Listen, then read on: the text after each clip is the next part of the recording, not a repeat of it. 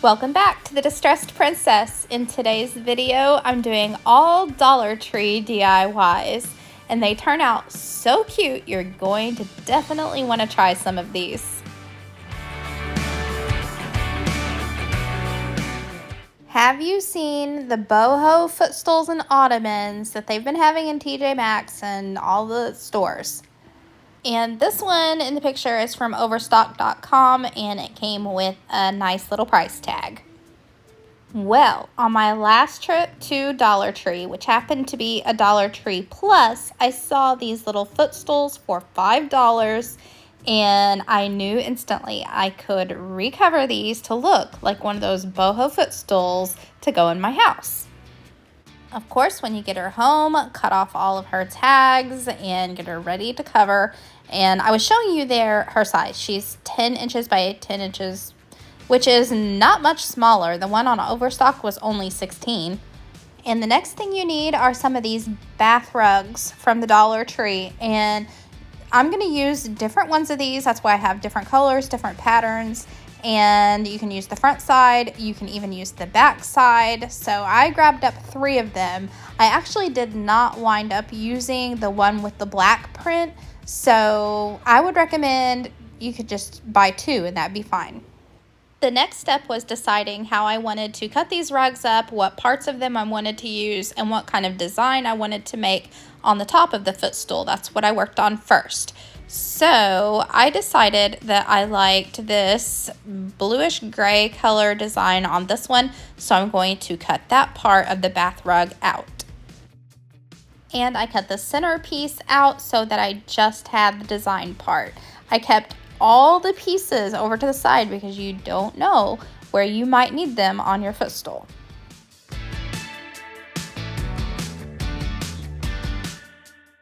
After I had the design cut out, then I cut in at an angle the diagonal from each corner to get my pieces. Then I arranged my cut pieces on the top of the footstool to make the design that I wanted it to have around the edge.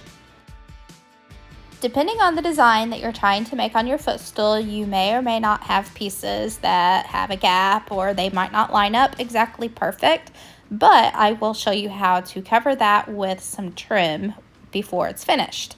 So the next step after you get your pieces put where you like them to be, then use hot glue to glue them down. For the center of the footstool, I'm using the shaggy part of that same bath rug that I cut up, but I'm not going to use that side, I'm using the back side. So I'm going to cut off a square to fit that centerpiece. And then I hot glued that down on all sides.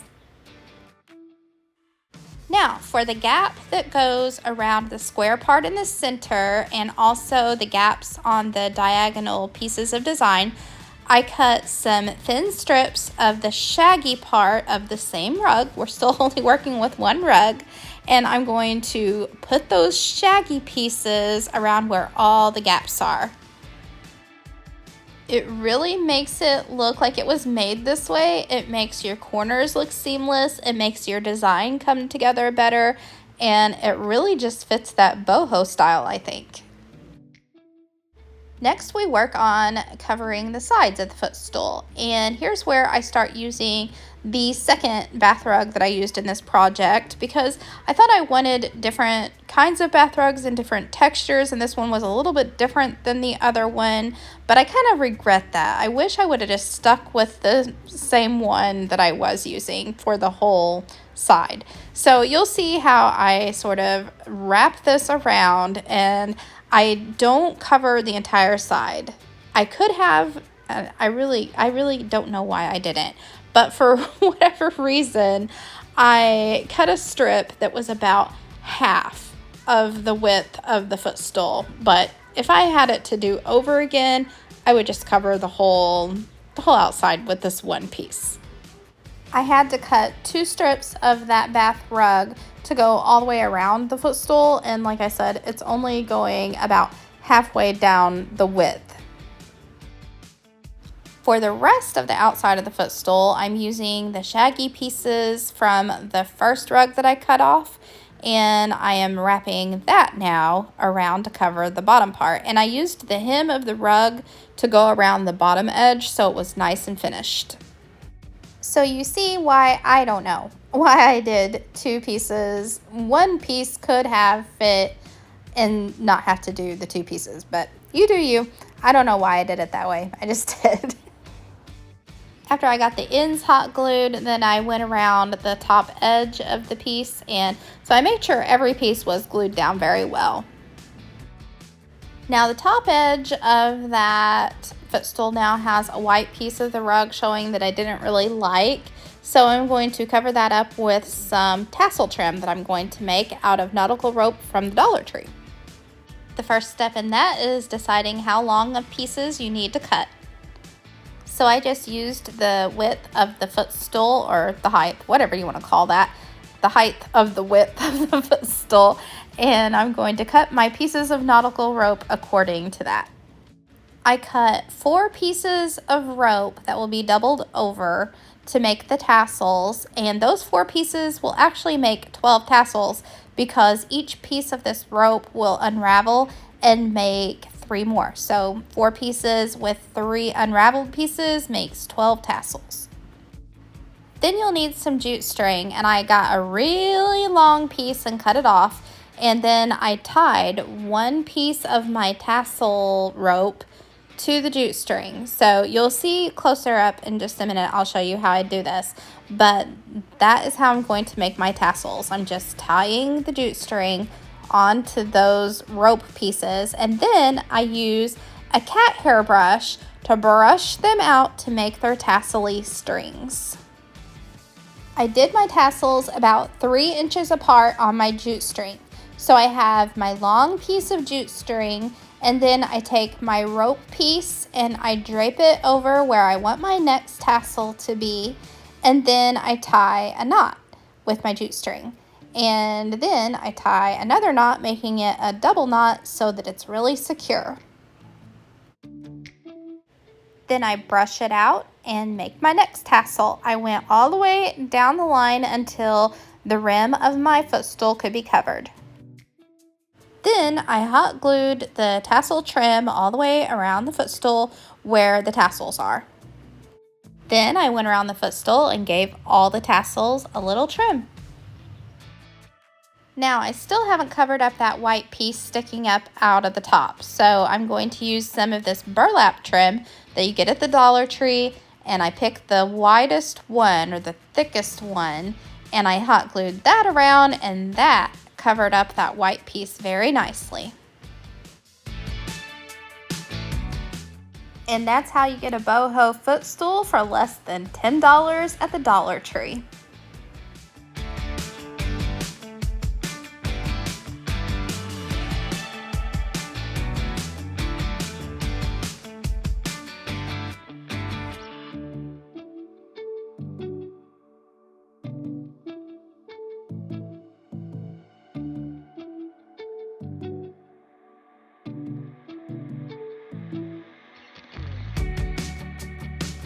Today I'd like to show you a company called Patio Well, and they sent me this 8x6 garden shed that I plan to use as a duck house. They sent me this shed in turn for my honest review, and so I'm going to tell you all my thoughts about the instructions on how to put the shed together and what it was like once we did get it together. The shed came in 2 boxes, and they are pretty heavy, so it's going to take a couple people to unload the boxes, and it's also going to take a couple people to put the garden shed together. Now the instructions say that it takes 2 people 2 to 3 hours to assemble, and I really don't know where they came up with that number, because if you read the reviews, everyone says it takes them a lot longer, 8 hours, and I think it took my husband and I a total of 10 hours over 2 days to put it together. It did come with 2 pairs of gloves you will absolutely need to wear because the edges of some of the metal pieces are very sharp. The instructions are only in pictures. There's no written instructions, but they were fairly easy to see what they were wanting you to do. So assembly was not difficult, just very tedious, and that there were lots and lots of screws to be put into place. And here's how it looks when it's all put together. It's very nice, it's very sturdy, and I really, really like that this shed has doors that are on hinges instead of the garden sheds I grew up with that slide and they get rusty and make that awful, terrible eek noise. So I'm very happy that the doors on this is on hinges.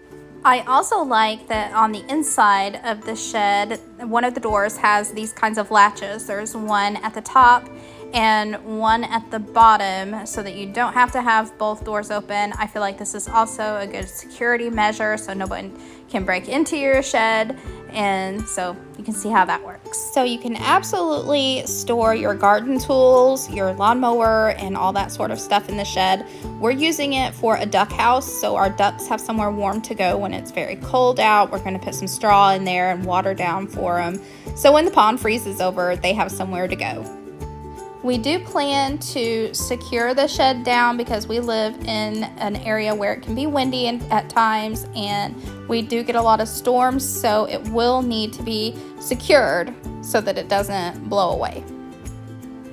The company takes really great care that your pieces arrive in really nice looking shapes, so they are covered in a piece of plastic, every single piece, so that you have no scratches, which can be tedious and time consuming to remove, but you wind up with a nice looking shed.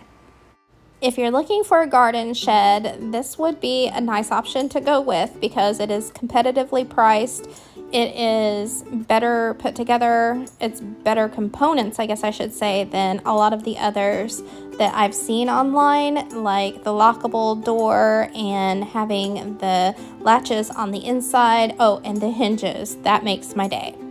So yes, I would absolutely buy this shed if you are in the market for a garden shed. It takes a little bit of time for assembly, but it's worth it.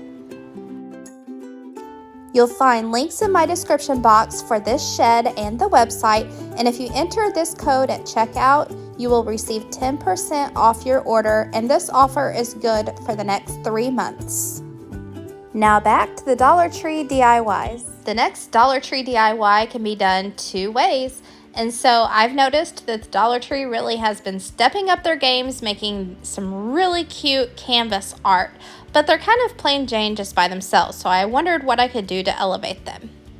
The first idea is using this $3 easel from Dollar Tree Plus, and so that's simple enough. Just stain it, paint it, or leave it its natural wood color and put the canvas art right on there, and that makes it look so much better than just the canvas by itself. I used Waverly Antique Wax and a wet baby wipe to stain mine, and that's all I did.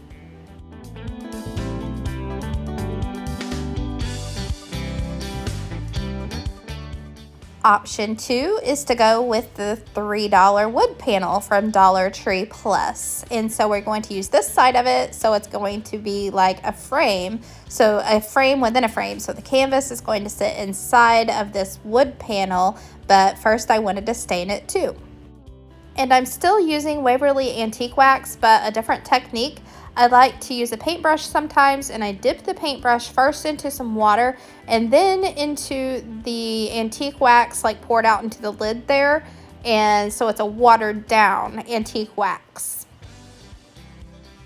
When the stain is completely dry, then take some sandpaper or sanding block and sand in distress till your little heart's content.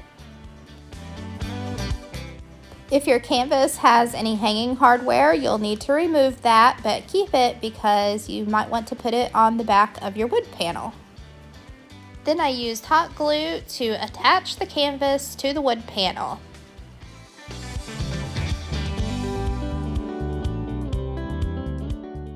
And measured for the center of the back to replace the hanging hardware, and that's it.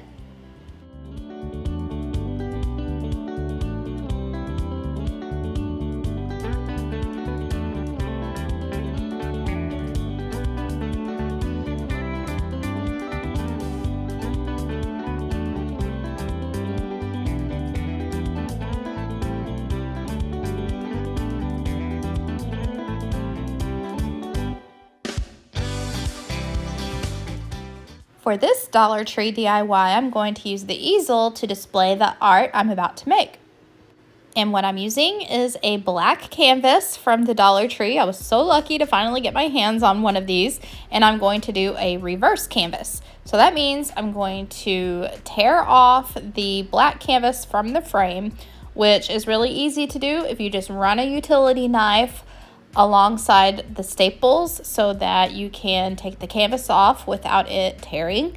And you don't even have to worry about removing the staples. They can stay in because we're going to not use that side, so it won't be seen. But if there are any staples that's wanting to come loose, you can pull those out.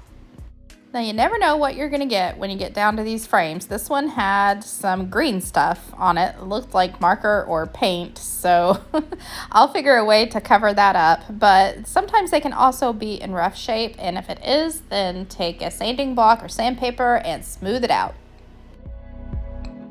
Then I stained the frame using the same technique that I did in the last DIY, which is paintbrush, dip in water, and then antique wax. And then when that's dry, you can distress away. And as for the green spot, I just took some antiquing wax and I globbed it up on there, and kind of just looks like a knot in the wood.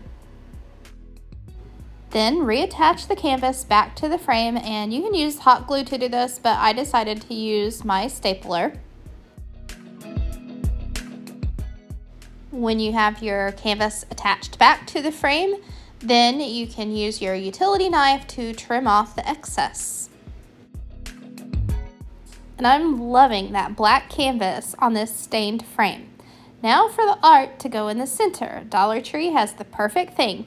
You find it in the Crafter's Square, and it's this craft paper that they've come out with. There's quotes inside of this little pamphlet, so just pick the one that you like and attach it to your canvas, and I did mine with double-sided tape.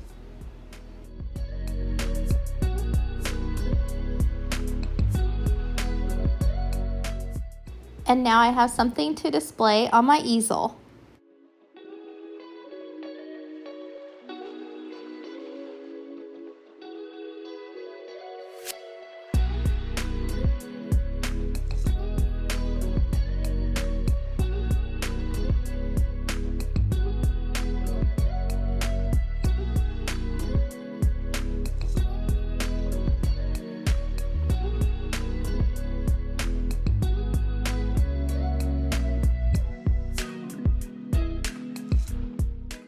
This next little project is so neat. I love it. So they have these wood slices, what they're calling wood slices, but I think they're more like wood pegs. So you need 2 of the wood pegs. Make sure they're not split and they are in good condition. And you'll also need one of these slices of woods. Now, this is not the Dollar Tree Plus section. This is regular Dollar Tree stuff. So $1.25 for the bag of the pegs and $1.25 for this slice of wood. Now I'm going to make a hat hanger. So I'm using 2 pegs, and I'm going to mark out where I think the 2 pegs should go in relation to the center of this slice of wood. So this one I think was nine and a half inches long. So I placed the 2 pegs at 2 inches and 7 inches. Where I made the marks for the pegs, I pre-drilled 2 small holes using a very small drill bit because it's going to take a very small screw to go in these pegs. So you want to use a small drill bit, you need to use small screws and make small holes. Then very slowly and very carefully with that tiny drill bit, do a small hole in the center of your pegs. Then put your screw in through the back of the piece of wood. And then attach your wood peg to the screw by twisting it on. And there you have a hat hanger, or a wreath hanger, or a whatever you want hanger. So let's make something to hang on it before I show you the reveal. So pick up a wood bead wreath that you can get at the Dollar Tree for $1.25. And then you can use some greenery that you already have on hand. I already had this boxwood greenery, but you can pick some up at the Dollar Tree too. And I'm only using like 4 pieces of this bunch. Then use floral wire to attach your two pieces in a swag-like shape on the bottom side of the wreath.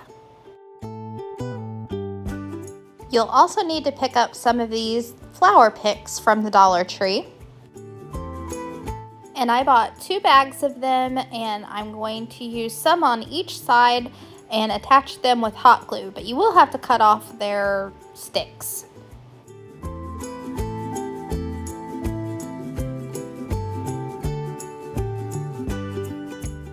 Now you should have something that looks like this, but we need something to go in the center. To go with the sort of boho theme that I've got going on here, I decided to use this spare solo wood flower that I have. You could use any big fluffy flower that you want. This is just what I had on hand. So it was already dyed a kind of mint green color, so I was going to try to whiten it up, but I didn't have any more solo wood dye.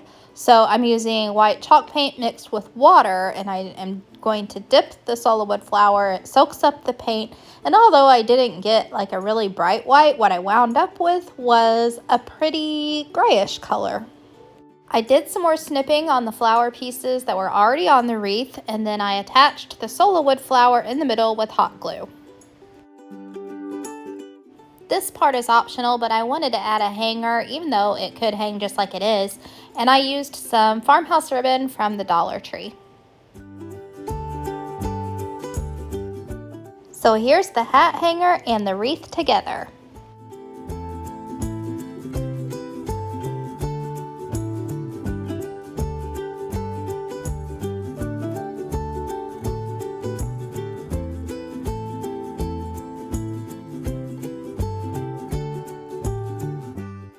This last Dollar Tree DIY is the easiest of the bunch today. You'll need one of these wood slices that they have for $1.25, and you'll take the jute string off, which may or may not leave a staple behind. If it does, then you'll need to use some pliers to remove them. Take the sticker off the back, then use wood glue to attach some wooden beads that I got from Dollar Tree to the bottom like feet. And you could stain this if you wanted to, but I like the natural wood color, so I just left it be.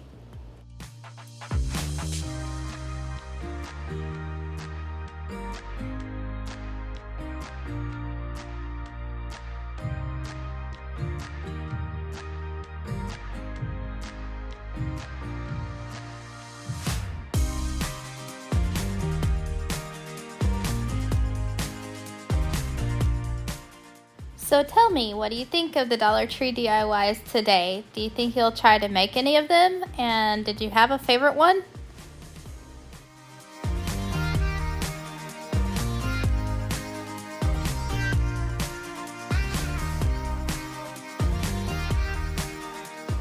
Let's have a cute cat video.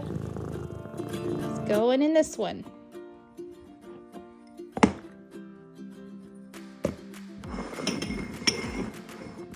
Which one's it in? Good boy! Good boy!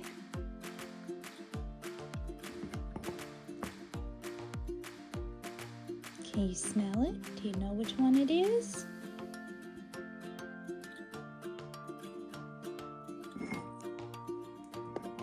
Good boy!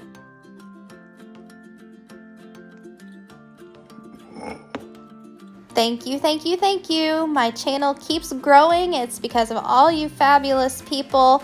If you want to see more DIY fun, click the link that I've provided for you right here, and I'll see you next time. Bye!